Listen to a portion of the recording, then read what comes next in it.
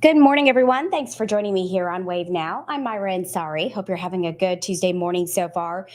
We are going to be going live to Louisville Mayor Craig Greenberg's, the Mayor's Gallery here in just a few minutes. City leaders are going to be talking about the debut and the launch of the new Louisville Metro Gun Violence Dashboard. This is a real-time, comprehensive reporting tool that will expand information and transparency and aim to create more an effort to and opportunities within the Louisville community. So this press conference, they're getting ready to get started here shortly, taking place at Metro Hall today. This has been a year-long project between the Office of Safe and Healthy Neighborhoods and the Louisville Metro Police Department. It's funded with a $100,000 grant from the National Everytown for Safety Support Fund. This is going to also be a way for folks to kind of be in the know about issues in our community involving public safety and gun violence. There you see the mayor just walking in.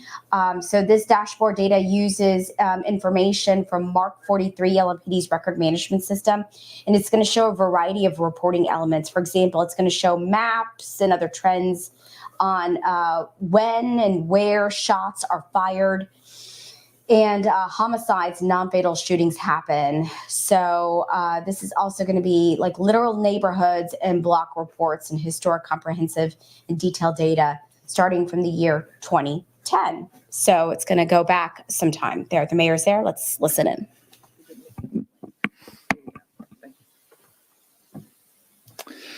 Good morning, everyone, and thank you all very much for joining us for this incredibly important announcement. I also want to thank my good friend, Reverend Elliott, for joining us today, who has done so much for so many years in our city in many ways, but here today with your efforts to reduce the amount of gun violence plaguing our city. Thank you for everything that you do, Reverend Elliott. And I hope everyone had a really good Thanksgiving. Here at Louisville Metro government, our administration is working every day to make our city safer. We're getting ready to approach the one-year mark of our administration, and I'm so excited about where we're headed. We recently released a draft of our economic plan that will drive us into the future. Last month, we released our affordable housing plan strategy, and we're working to make those plans a reality every day. It's all part of our work to make Louisville a safer, stronger, and healthier city. And one thing that we're here to talk about today is our work specifically related to public safety and the need to reduce the amount of gun violence. This is something that we have been focused on since day one, and we will not lose focus on this issue. This is an absolute top priority for our city government. There are steps that need to be taken at the state and the federal level to help us reduce the amount of gun violence in Louisville. But we're not waiting for those changes to happen. We're taking action right here in our city. There are steps that we can take, and so we are. Like this year already, we've established the LMPD non-fatal shooting squad. We've expanded our deflection program, invested more in our group violence intervention department, and the new program that we're here to talk about today that we'll be announcing. In order to reduce gun violence in our city, it's important that we understand everything we can about how gun violence happens, why it happens, and where it happens. And that's why I'm so proud today to announce the launch of the Louisville Gun Violence Dashboard. It's live online right now. The dashboard will be permanently housed on our city's website at louisvilleky.gov under the Office for Safe and Healthy Neighborhoods homepage. The purpose of the Louisville Gun Violence Dashboard is to expand our government's transparency, better inform the public and the news media, and to create opportunities for collaboration among government, citizens, and nonprofit and other community organizations that are all working to reduce the amount of gun violence. This data can help us reduce it even further.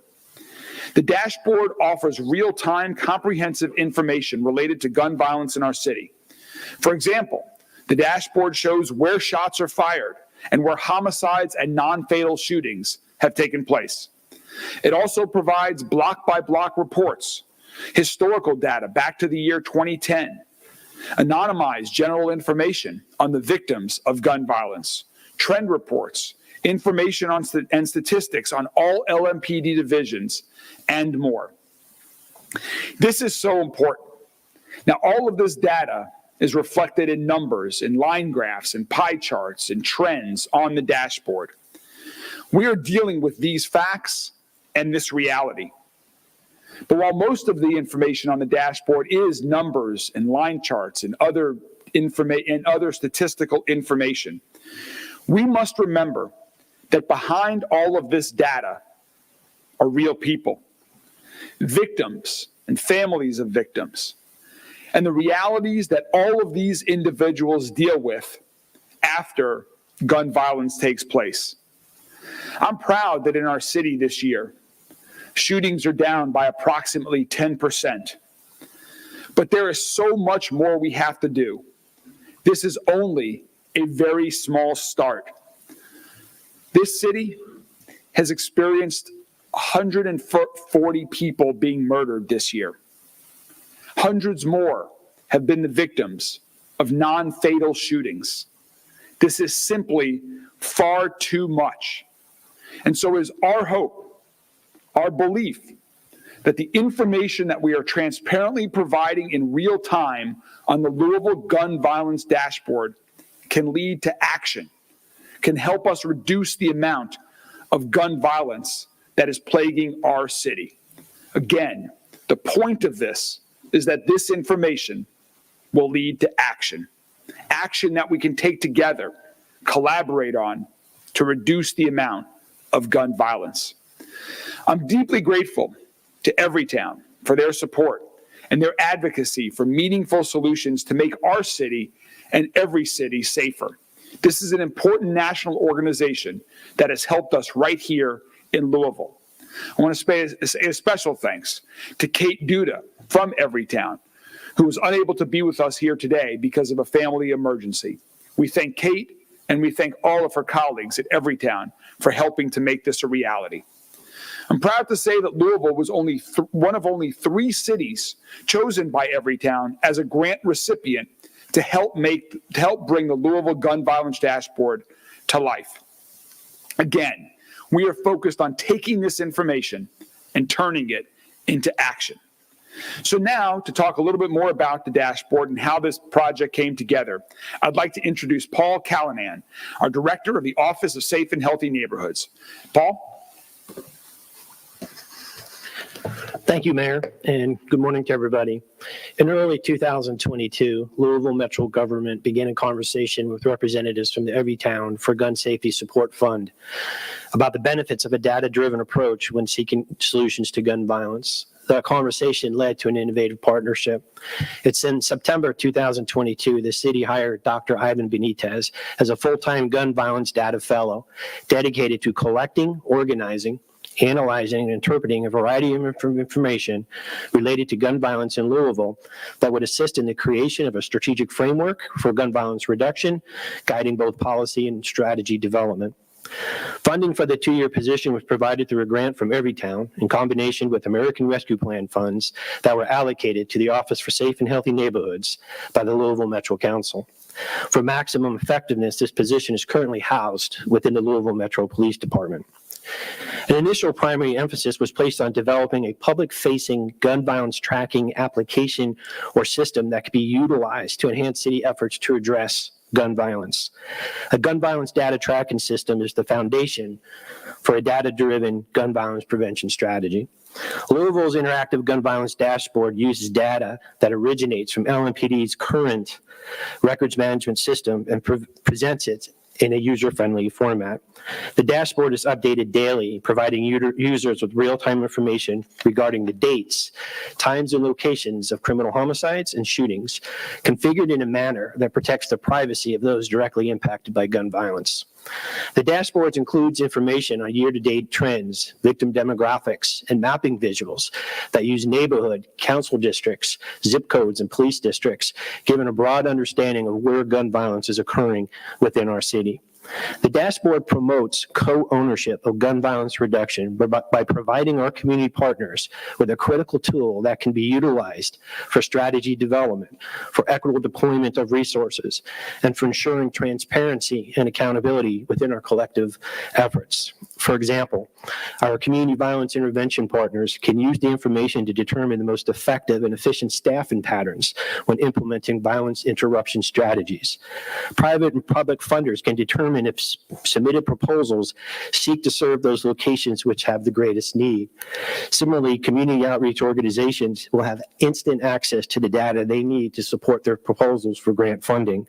And an ongoing trend analysis can be utilized to determine the effectiveness of collective efforts in smaller geographical areas and allow for timely alterations rather than waiting to the end of a project period for a final evaluation report. Our office is committed to continue working with our city and community partners on how to best utilize all available information related to gun violence in our city, to include but not limited to data from the public health and criminal justice fields, to ensure that Louisville is a safe and healthy city for all. I want to thank all of our partners who work every day to make our communities safer. I want to thank LMPD and the Everytown for Gun Safety Support Fund for their partnership on this project. The Everytown Fund is the education and research arm of the Everytown for Gun Safety, the largest gun violence prevention organization in the country. They could not be present, as the mayor stated, they could not be present today, but asked me to present the following statement. Collecting and publishing data is absolutely critical to understanding how gun violence is uniquely impacting our communities and to seeking the solutions that can save lives. Everytown is proud to make this investment in the city of Louisville, and we look forward to partnering with Mayor Greenberg to make Louisville a blueprint for how cities across the country can better use data in the fight to end gun violence in their cities. Thank you. Thank you so much, Paul. As Paul mentioned, this also has been a close collaboration with LMPD as well. I want to thank our Chief, Jackie Gwynn-Villarreal, Deputy Chief Paul Humphrey, and Lieutenant Colonel Emily McKinley, who's here with us today of LMPD, that have helped work to make this a reality and to help talk a little bit about what this information means to our police officers and how they can use it as we move forward as well. Lieutenant Colonel? Thank you, Mayor. Thanks, Paul. Good morning. Again, my name is Emily McKinley. I'm the Assistant Chief over the Accountability and Improvement Bureau with LMPD. Transparency and communication are key components to any successful relationship, and this fact is never more evident in the relationship between city governments and the communities they serve. Collaboration of diverse minds along with evidence-based solutions are paramount to solving complex problems within communities. And violent crime is one of the most complex problems that we face here in Louisville. Over the past decade, trends in violent crime throughout the United States have increased, especially in urban and metropolitan cities. And as we know, Louisville is no stranger to this increase in violent crime, specifically in homicides and shootings. This year, as the mayor explained, we've experienced 140 homicides. And that's an 84% increase from just 5 years ago when we were at 76 homicides in 2018 this time that year. We need robust solutions to gun violence. We need them now, and we need everyone's help. With the partnership of Ocean, LMPD, and the Everytown USA grant, the Louisville community now has an innovative and advanced dashboard to develop database solutions by tracking and enhancing awareness of gun violence within our community. Solutions to reducing these senseless and heartbreaking incidents are multifaceted, as we all know, and they are solutions that are requiring of city leaders, community members, grassroots advocates, legislators, and members of our judicial system to collaborate and work together to increase public safety and save lives. Thanks to this robust dashboard, which was brilliantly created by Dr. Ivan Benitez, our community has accurate and consistent data at their fingertips. This provides real-time information of trends and mapping to direct resources and solutions for a safer and more connected Louisville. Thank you.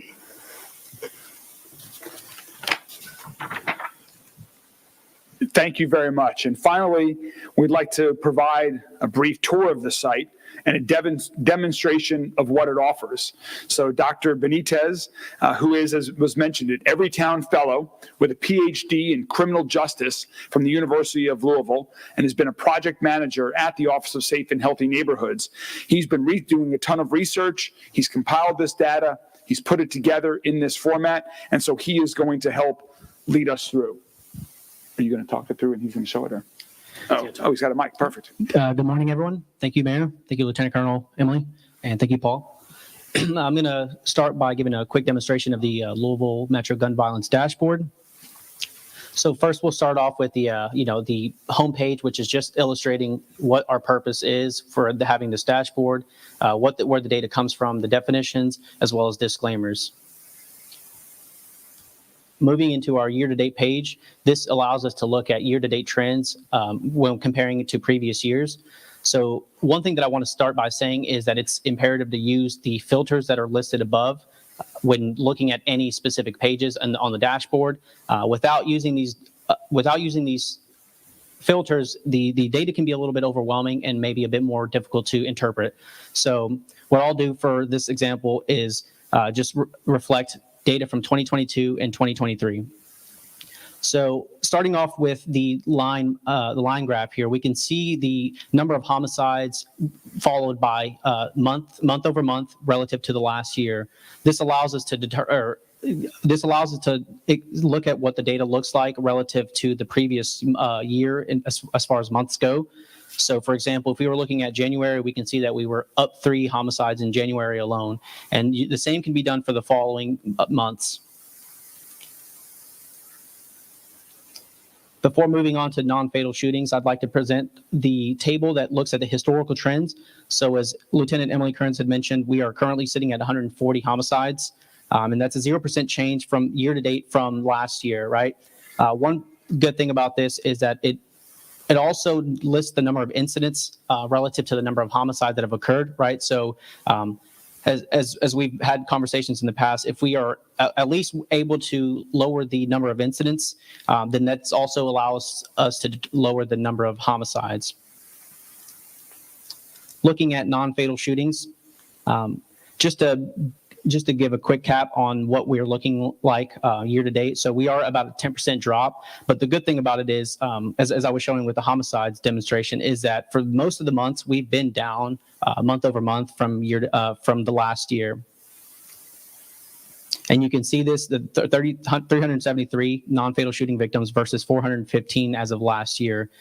And then going back to the incidents, right? So as of now, we are sitting at 320 non-fatal shooting incidents versus 346 last year.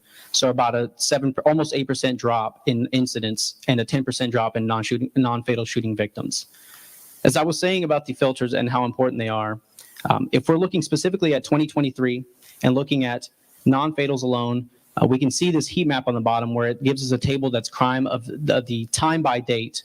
And so the darker the shaded box is in red, the more incidents have happened in that particular time and date, right? So we can see that for the most part, most shootings happen after roughly 5 or 6 o'clock, right? We can see it as the night progresses. We can see more shooting incidents occur, right? Specifically on a Saturday around 2200.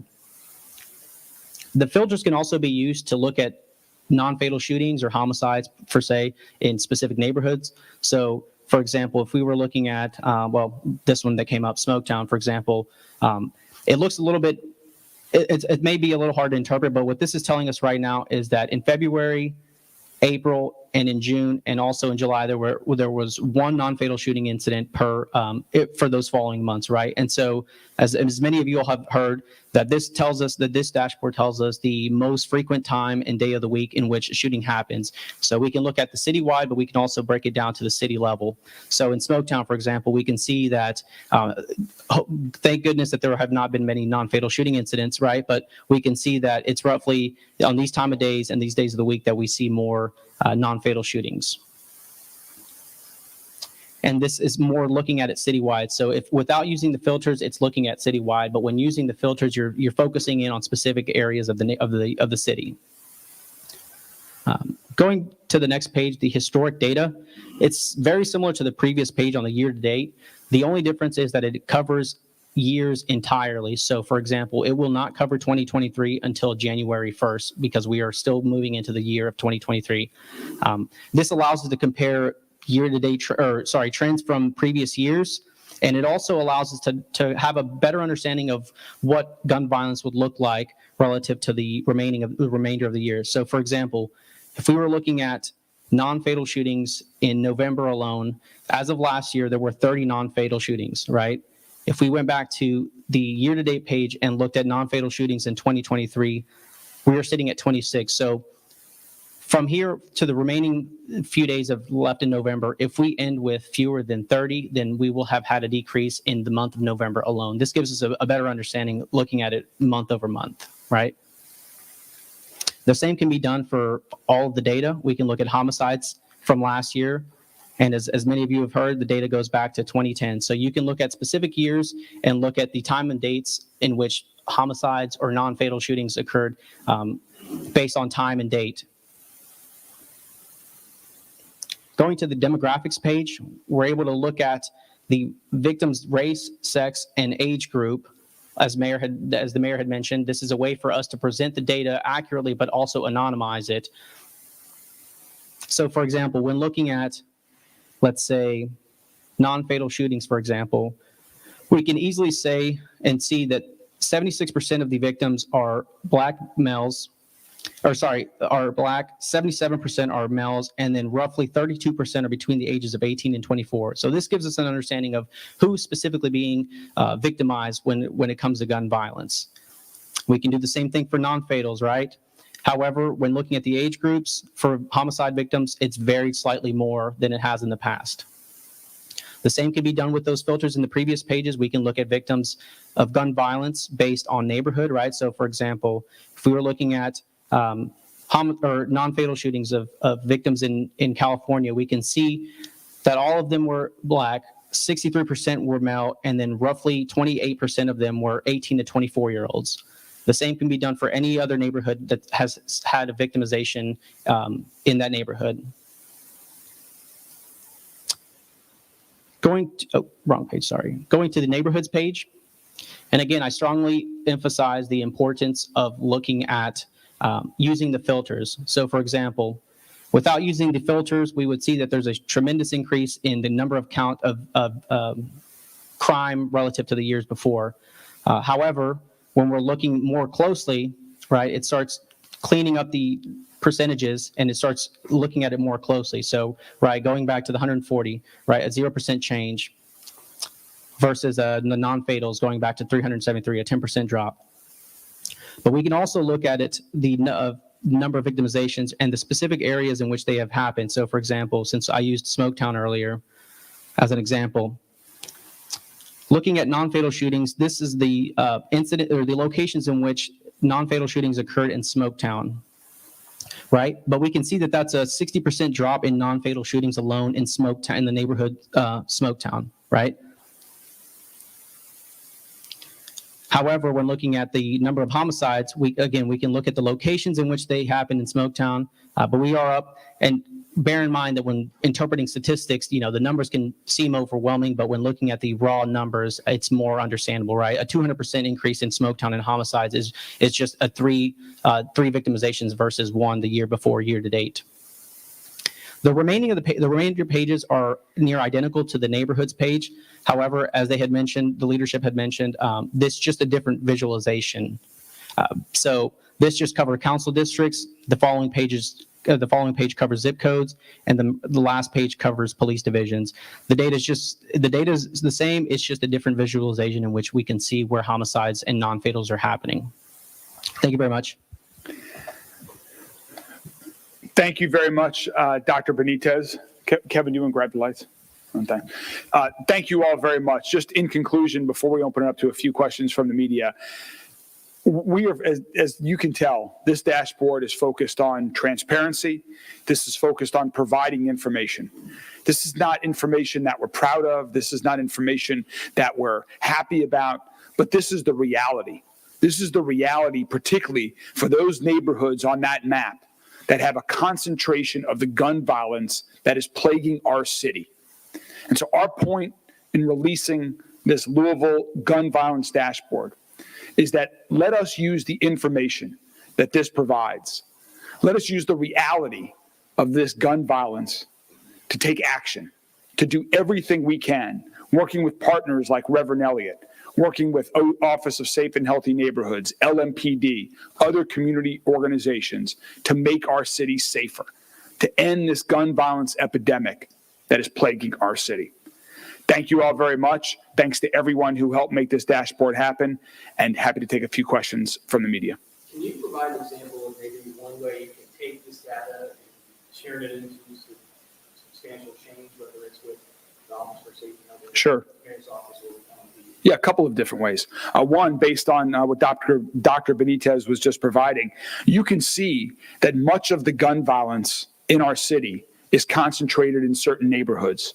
And so those are areas where LMPD needs to focus on prevention, where LMPD can also focus resources on working with the neighborhoods as we continue to build even more trust to get information on solving the homicides and other non-fatal shootings that occur, and that Office of Safe and Healthy Neighborhoods can be focused on with other community partners as well.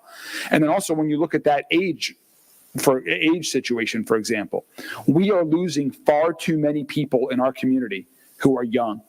And so what can we do to help young people, one, not turn to a life of crime so that they decide to pull a trigger, and two, not be a victim of a shooting as well? And those are all things that Office of Safe and Healthy Neighborhoods is focused on. That's why we are so committed to investing a record amount of money into parks, libraries, community centers, and other organizations that give our youth and young adult opportunities to have other experiences outside of school, whether it's athletic programmings, extracurricular programmings, cultural programmings, more academic programming. The more that kids have opportunities to do things and expand their horizons, the less likely they are to find belonging with a group of people who are not doing good things.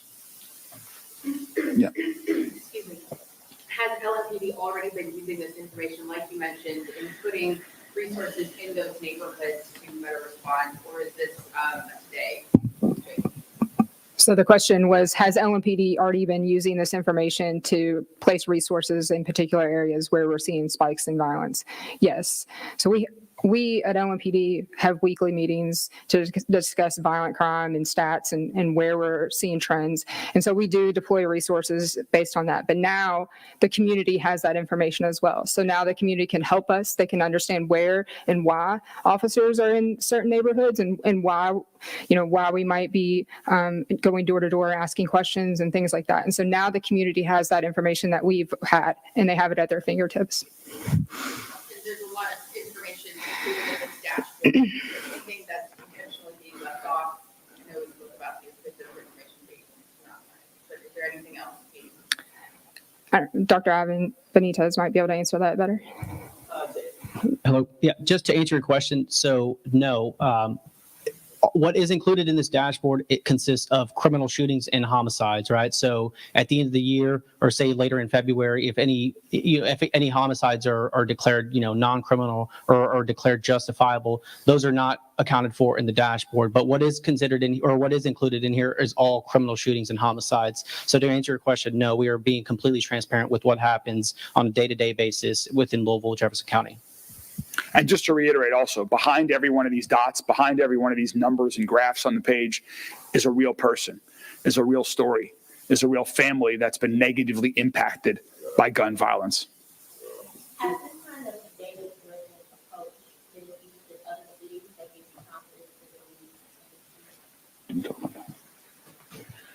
Yes, the answer to that question is it has been. Using a data-driven approach is not a new concept, as the question was. Police departments have been doing that for a long time.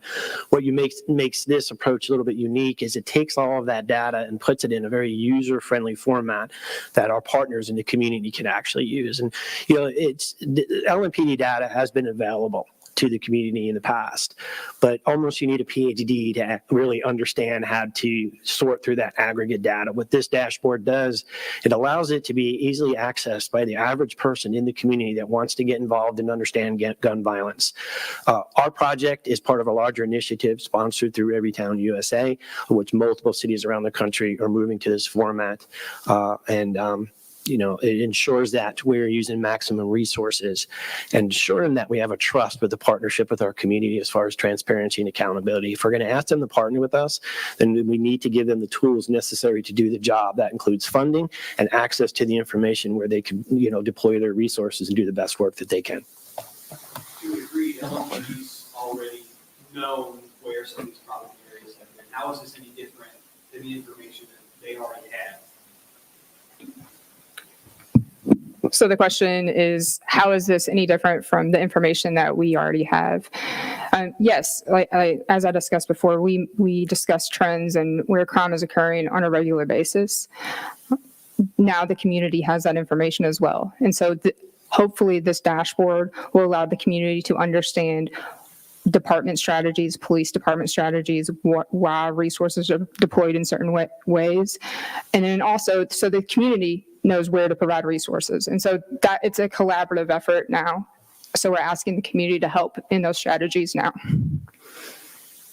And let me just say one final thing on that is that information here is critically important. It's important that the citizens of Louisville have this information, and we want to encourage, as Paul was just talking about, other cities are doing this as well. All cities, all parts of the country should as well. We need this data to be in front of people, to be on top of people's minds. As I mentioned earlier, we need change at the state and federal level. We need help from our state and federal partners to pass legislation that can help us here in Louisville reduce the amount of gun violence. And until people are talking about the tragedies of gun violence every day, particularly concentrated in neighborhoods of poverty, neighborhoods that are primarily Black people living, we're not going to get change, and we need change. And this data can help advocate for change. We see the stories on the news, whether it's an individual homicide or a mass shooting. People then move on to the next news story. This data needs to be top of mind for people so that our city, our state, our country takes action to make Louisville and all cities safer, to make our country a safer place that's free of gun violence. Thank you all very much. Thanks, Mayor. Thanks.